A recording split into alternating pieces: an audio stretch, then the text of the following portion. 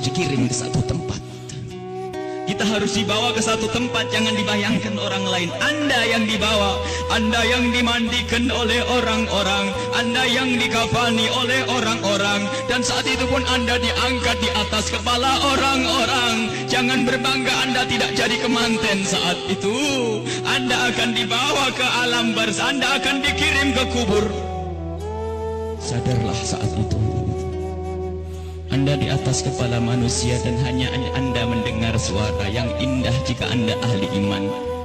Orang yang bersama kita mengucapkan kalimat indah, La ilaha illallah, La ilaha illallah, La ilaha illallah, La ilaha illallah, La ilaha illallah. Ketahuilah, jika ahli iman yang dibawa di atas kepala manusia mendengar la ilaha illallah, terhibur hatinya dan alangkah bahagianya. Akan tetapi jika dia bukan ahli iman, dia akan menyesal, kenapa aku tidak bisa mengucapkan la ilaha illallah di hatiku.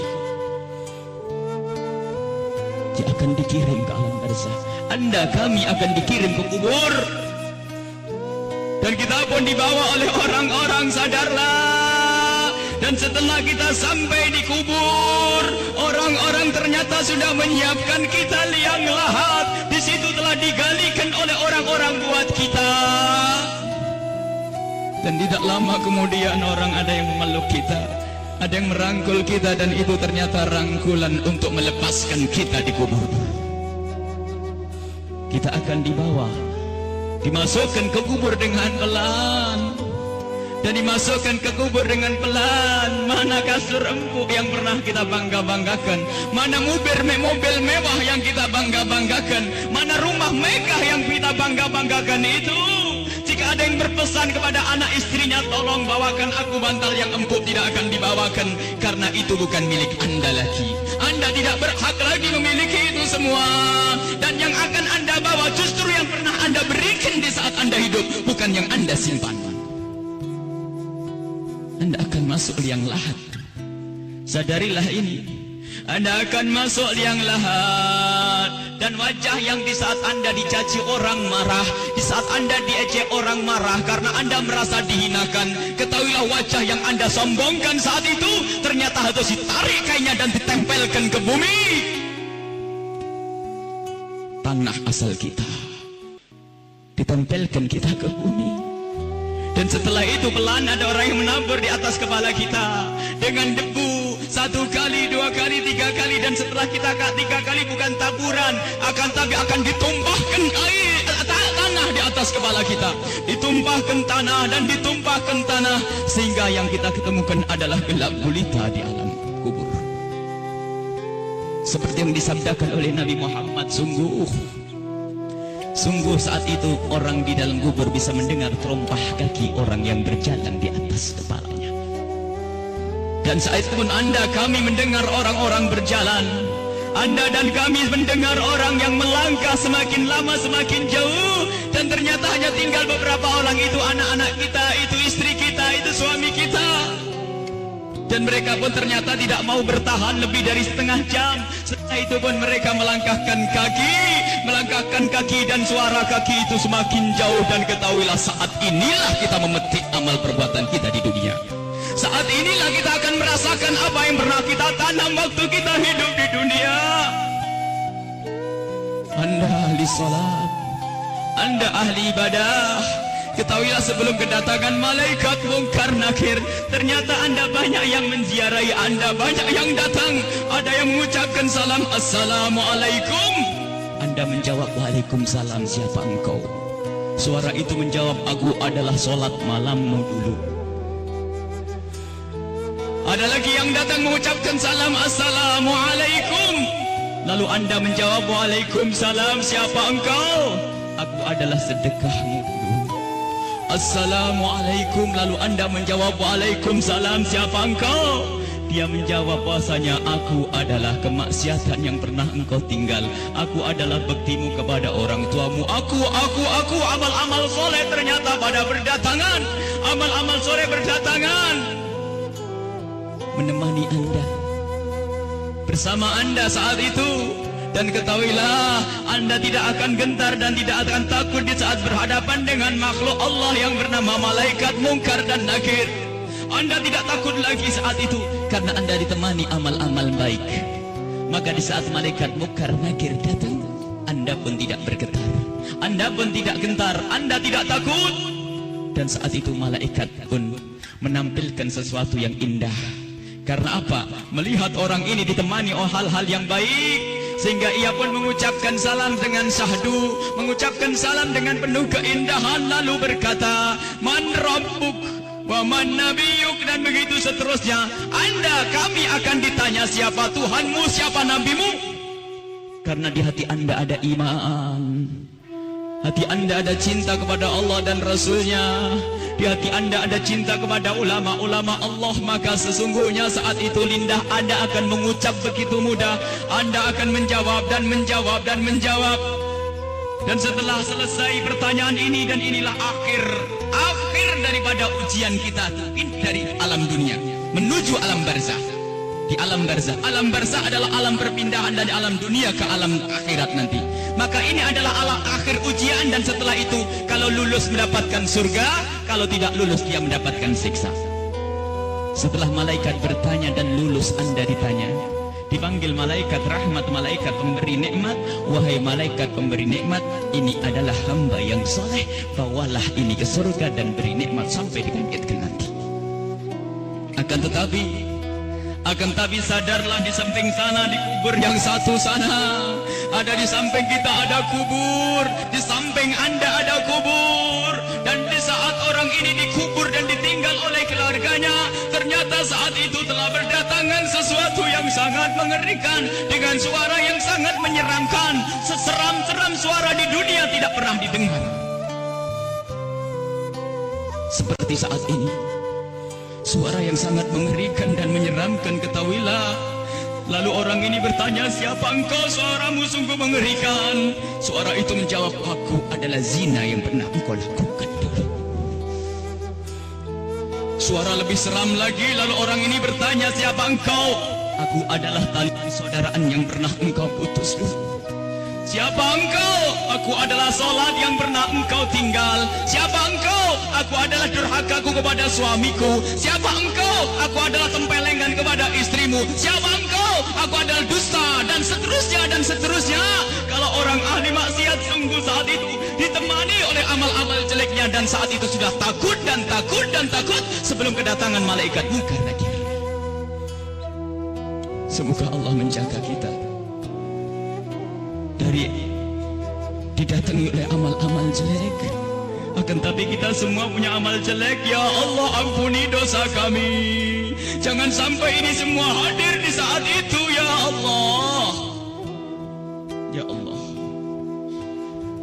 Kemudian malaikat Munkar Nakir datang.